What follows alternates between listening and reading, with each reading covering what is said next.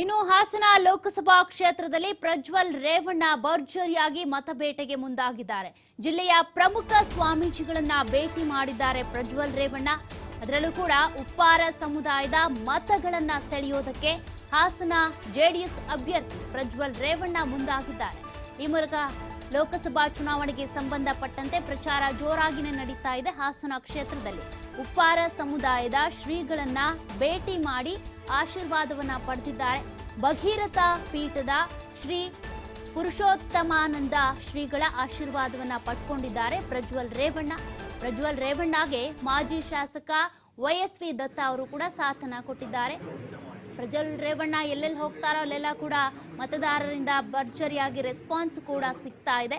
ಹಾಸನ ಕ್ಷೇತ್ರದಲ್ಲಿ ಒಂದಷ್ಟು ಮಿಂಚಿನ ಸಂಚಾರ ಮಾಡ್ತಿದ್ದಾರೆ. ಈಗ ಉಪ್ಪಾರ ಸಮುದಾಯದ ಶ್ರೀಗಳನ್ನ ಕೂಡ ಭೇಟಿ ಮಾಡಿ ಆಶೀರ್ವಾದವನ್ನ ಪಡ್ಕೊಂಡಿದ್ದಾರೆ.